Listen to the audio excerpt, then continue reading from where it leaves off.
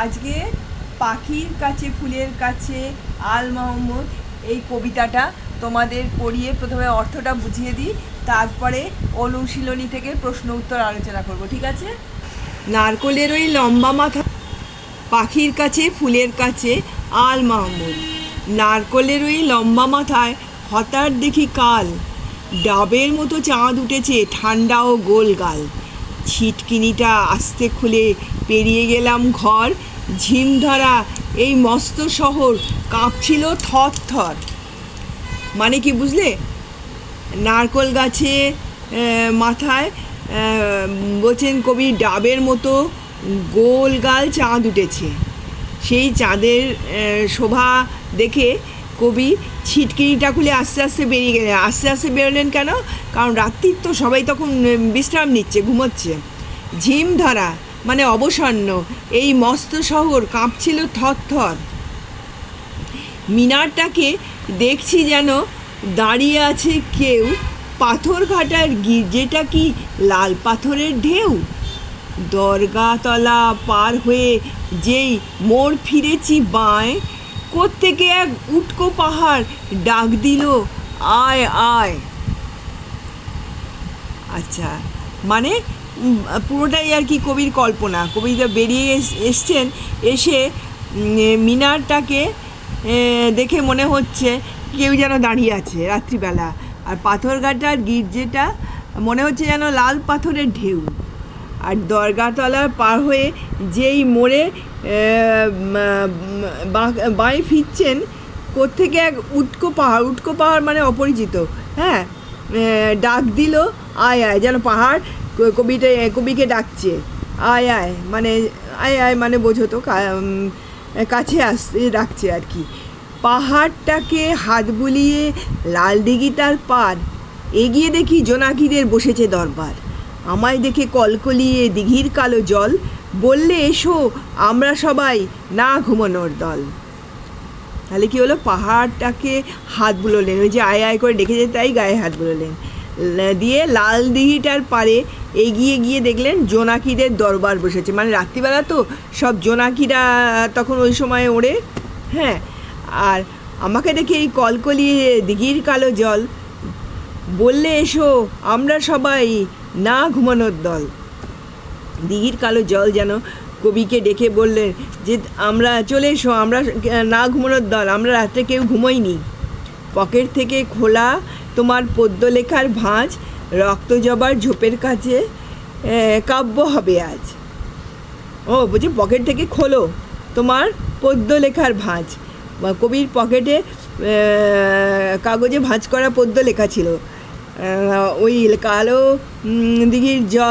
দিঘির কালো জল বলল পকেট থেকে তোমার ভাঁজ লেখা মানে খোলো তোমার পদ্য লেখার ভাঁজ। হ্যাঁ, পকেট থেকে তোমার পদ্য লেখার ভাঁজটা খোলো, আজকে রক্ত যাবার ঝোপে আজ কাব্য হবে। দিঘির কথায় উঠল হেসে ফুল পাখিরা সব, কাব্য হবে কাব্য কবে জুড়ল কলরব। কি আর করি পকেট থেকে খুলে ছড়ার বই, পাখির কাছে ফুলের কাছে মনের কথা কই। হ্যাঁ, বলে কবি কল্পনা করছেন, সবই কবির কল্পনা, যেন নদীর জল, নদীর কালো জল বলছে যে আমরা সবাই না ঘুমানোর দল, তুমি তোমার পকেটের ভাঁজ থেকে কাব্য মানে তোমার পদ্য সেটা বের করো, এই রক্ত জবার ঝোপে আজকে কাব্য হবে। সেই শুনে ফুল পাখি ওরা সব হেসে উঠল আনন্দে আর কি। হ্যাঁ, ওরা সব কাব্য হবে, কাব্য কবে, এই সব বলে ওরা কলরব মানে হই হই করতে শুরু করলো আর কি। হ্যাঁ, কি আর করি কবি তখন কি আর করেন, সবাই যখন বলছে তখন পকেট থেকে ছড়ার বই খুলে পাখির কাছে আর ফুলের কাছে মনের কথা বলতে লাগলেন। এই হলো কবি তার অর্থ। আচ্ছা, এবার অনুশীলনীতে যাই, ঠিক আছে? আচ্ছা, 1 নম্বর অনুশীলনী শুরু করি এবার। 1 নম্বর, ঠিক শব্দ অথবা শব্দগুলি বেছে নিয়ে বাক্যটি আবার লেখো। এক এক, জোনাকি এক ধরনের পাখি, মাছ, পোকা, খেলনা। এখানে কি উত্তর হবে? হবে পোকা। ঠিক আছে, দুই হলো, মানে একের দুই। মোড় বলতে বোঝানো হয় গোল, বাঁক, যোগ, চওড়া।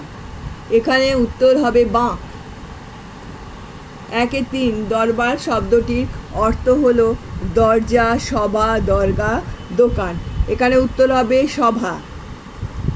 একের চার, প্রকৃতির সুন্দর চেহারা যে অংশটিতে ফুটে উঠেছে সেটি হলো কাব্য হবে মোড় ফিরেছি, কালো জল, ডাবের মতো চাঁদ উঠেছে। এখানে উত্তর হবে ডাবের মতো চাঁদ উঠেছে। আচ্ছা, এবারে তো শব্দার্থ লেখা এখানে। গোলগাল মানে ভরাট, ছিটকিনি, দরজা, জানলা বন্ধ করার হুক, হুড়কো। আচ্ছা, ঝিম ধরা হলো অবসন্ন, মিনার সৌধ, গির্জে গির্জা খ্রিস্টানদের উপাসনালয়, যেখানে খ্রিস্টানরা মানে উপাসনা করেন। দরগাতলা মানে পীরের কবর ও তার সংলগ্ন স্মৃতিমন্দির। উটকো মানে অপরিচিত। দরবার সভা। দিঘি বড় পুকুর, কলরব কোলাহল, বহু লোকের সমবেত আওয়াজ, ছড়া, শিশু ভোলানাথ কবিতা।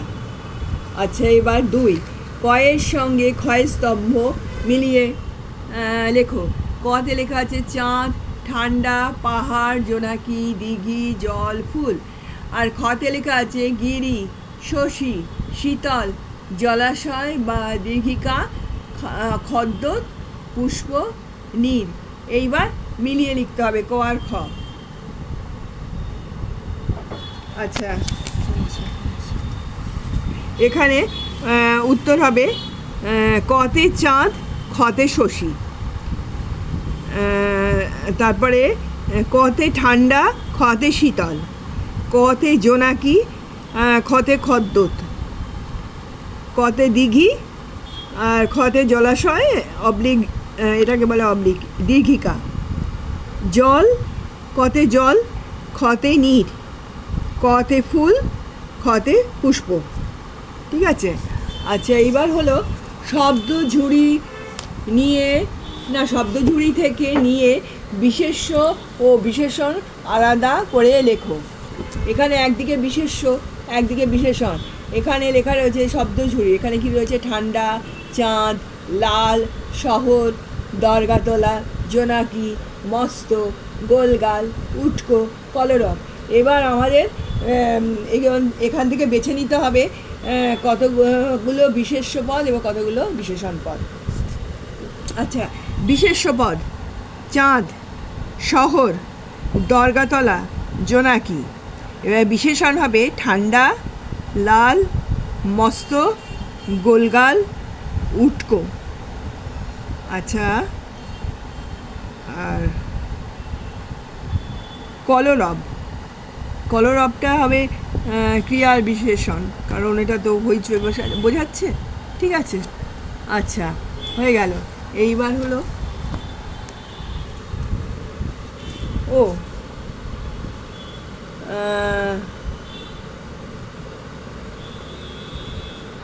থরথর। আচ্ছা, চারে এক, থরথর শব্দে র বর্ণটি দুবার রয়েছে। এরকম ল বর্ণটি দুবার আছে, 5টি শব্দ লেখো।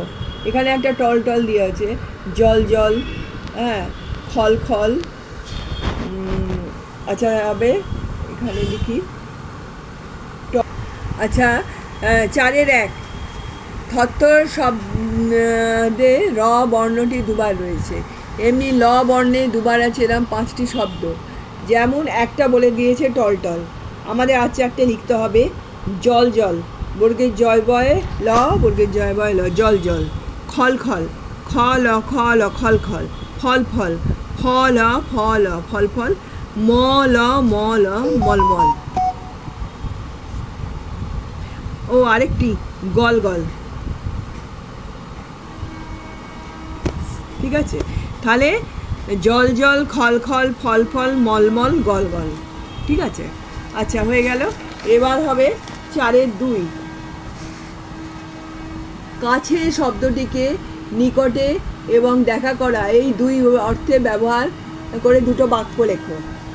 আচ্ছা, কাছে, আমাদের বিদ্যালয় আমার বাড়ি থেকে খুব কাছে। ঠিক আছে। আরেকটা হলো দেখা করা, কাছে, আগামীকাল তুমি আমার কাছে এসো। ঠিক আছে।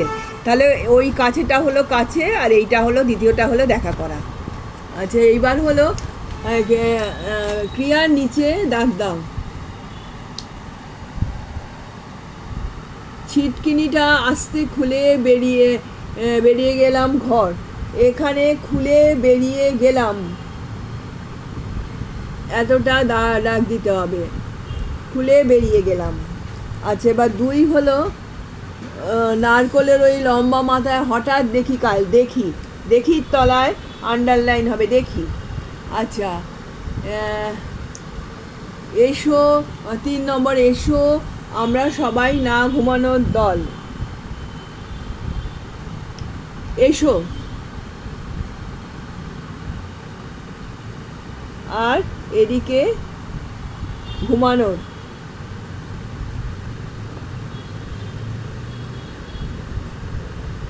আচ্ছা, 4 হলো কাব্য হবে, কাব্য কবে, জুড়ল কলরব। এখানে জুড়ল কলরব। আর 5, পাখির কাছে, ফুলের কাছে, মনের কথা কই। এই কইটা আন্ডারলাইন হবে। ঠিক আছে। তোমরা আরেকবার মিলিয়ে নাও কোথায় কোথায় দাগ দিতে বলেছি। 1 হলো খুলে বেরিয়ে গেলাম, 2 হলো দেখি, 3 হলো এসো ঘুমানোর, 4 হলো জুড়ল কলরব, আর 5 হলো কই। আচ্ছা আচ্ছা, এবার হলো 6 হলো অর্থ লেখো। ঝিম ধরা, উটকো, দরবার, কলরব, মিনার। অর্থ: ঝিম ধরা অবসন্ন, উটকো অপরিচিত, দরবার সভা, কলরব কোলাহল, মিনার সৌধ। ঠিক আছে। আচ্ছা, এবারে হলো বিপরীতার্থক শব্দ। এবারে হলো 7 নম্বর সমার্থক শব্দ। চাঁদ, পাখি, ফুল, গাছ, জোনাকি। হ্যাঁ, চাঁদ হলো চন্দ্র, শশী, ইন্দু। ঠিক আছে। চন্দ্র, শশী, ইন্দু। পাখি, পক্ষী, খেচর, বিহগ। আচ্ছা, ফুল, পুষ্প, কুসুম, প্রসূন। ঠিক আছে। পুষ্প, কুসুম, প্রসূন। আর গাছ, বৃক্ষ, পাদপ আর তরু। বৃক্ষ, পাদপ, তরু। আচ্ছা, জোনাকি, খদ্যোত, মানে খদ্যোত। জোনাকি, খদ্যোত। আচ্ছা, হয়ে গেল। এবার হলো বিপরীত শব্দ।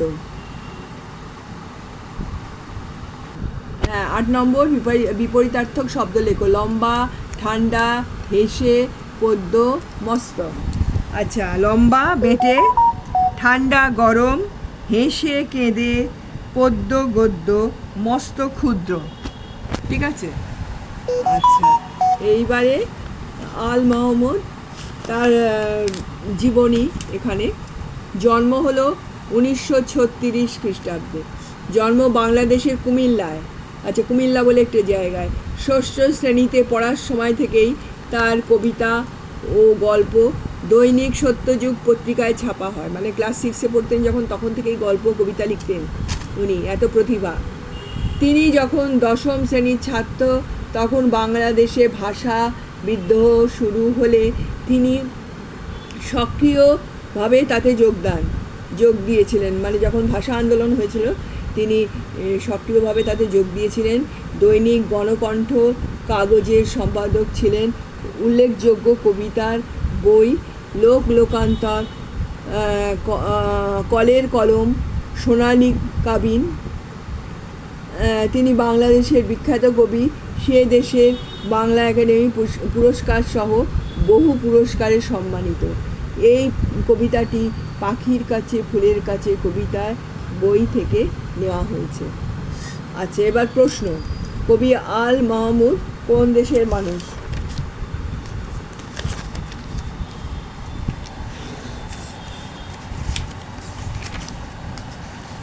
কবি 9-1, কবি আল মাহমুদ কোন দেশের মানুষ? কবি আল মাহমুদ বাংলাদেশের মানুষ। কবি আল মাহমুদ বাংলাদেশের মানুষ। 9-2, তিনি কোন বিখ্যাত আন্দোলনে সামিল হয়েছিলেন? তিনি ভাষা আন্দোলনে সামিল হয়েছিলেন।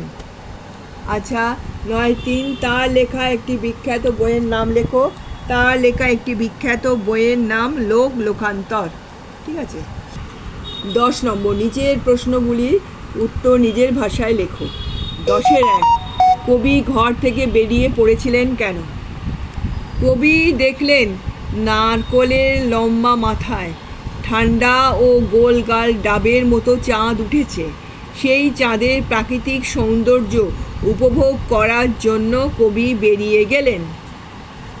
আচ্ছা, 10-2, কবি কেন ছিটকিনি আস্তে খুলে ঘর থেকে বেরিয়ে এলেন?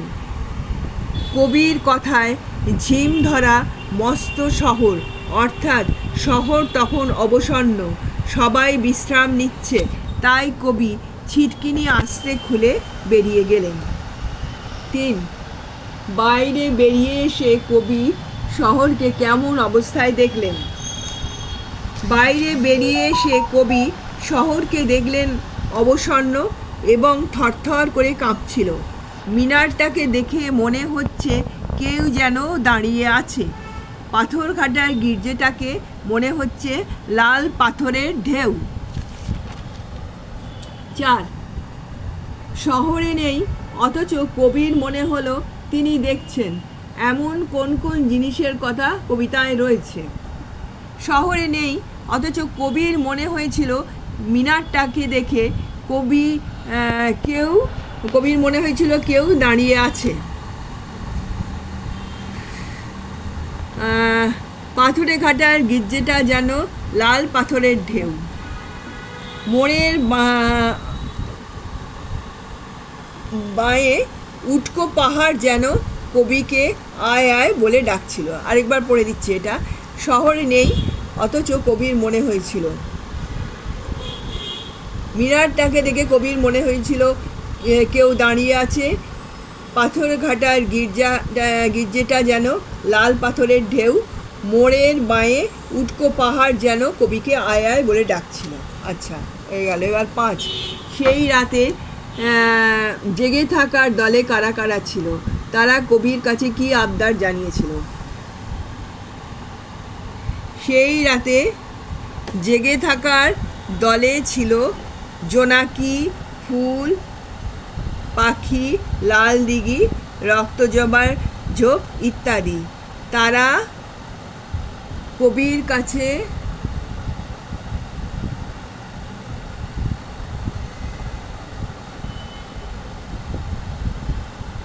আবদার জানিয়েছিল।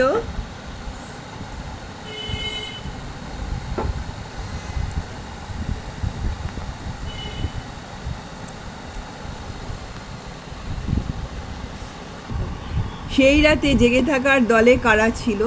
তারা কি কবির কাছে কি আবদার করেছিল? আবার প্রথম থেকে বলছি। সেই রাতে জেগে থাকার দলে কারা ছিল? তারা কবির কাছে কি আবদার জানিয়েছিল? সেই রাতে জেগে থাকার দলে জোনাকি, ফুল, পাখি, লাল দিঘি, রক্তজবার ঝোপ ইত্যাদি ছিল।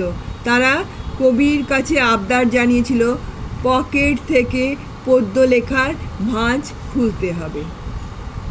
ঠিক আছে। আচ্ছা, এবার হলো 6, তাদের ডাকে সাড়া দিয়ে কবি কী করলেন?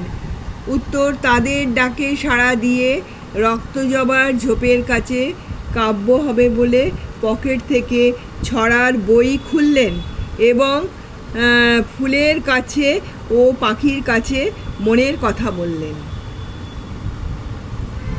তাহলে কবি কী করলেন? তাদের ডাকে সাড়া দিয়ে কবি কী করলেন? তাদের ডাকে সাড়া দিয়ে কবি কী করলেন? রক্তজবা ঝোপের কাছে কাব্য হবে বলে পকেট থেকে ছড়ার বই খুললেন এবং ফুলের কাছে ও পাখির কাছে মনের কথা বললেন। আচ্ছা, এবার হলো রক্তজবার ঝোপের কাছে কাব্যের যে আসর বসেছিল সেই পরিবেশটা কেমন তা নিজের ভাষায় লেখো। রক্তজবার ঝোপের কাছে কাব্যের যে আসর বসেছিল সেই পরিবেশটি কেমন তা নিজের ভাষায় লেখো। উত্তর হবে, রক্তজবার ঝোপের কাছে যে কাব্যের আসর বসেছিল সেখানে বসেছিল জোনাকিদের দরবার। লাল দিঘির পাড়ে পাহাড়, লাল দিঘি, ফুল, পাখি, জোনাকি সবাই জেগেছিল। সবাই না ঘুমানোর দল। ফুল, পাখি সবাই কাব্য হবে বলে কলরব জুড়ে ছিল। আচ্ছা, এবার 8, চাঁদকে নিয়ে তোমার পড়া বা শোনা একটি ছড়া লেখো। মানে আমরা সবাই ছোটোবেলায় চাঁদকে নিয়ে অনেক ছড়া পড়েছি। হ্যাঁ, যখন তোমরা খুব ছোট ছিলে একটা সেরকম ছড়া আমার মনে পড়লো, সেটা আমি লিখলাম। আচ্ছা, আয় আয় চাঁদ মামা টিপ দিয়ে যা, চাঁদের কপালে চাঁদ টিপ দিয়ে যা। মাছ কাটলে মুড়ো দেব, ধান ভাঙলে নুড়ো দেব, কালো গরুর দুধ দেব, দুধ খাওয়ার বাটি দেব, সোনামণির কপালে চাঁদ টিপ দিয়ে যা। আচ্ছা, এই যে পড়ালাম এইটা তোমরা পড়বে, হ্যাঁ, আর তারপরে তোমরা পড়ে তোমাদের অন্য বন্ধুদের একটু শেয়ার করে দেবে। আর তোমরা আমার এই ভিডিওটাকে একটু লাইক এবং সাবস্ক্রাইব করে দিও, ঠিক আছে?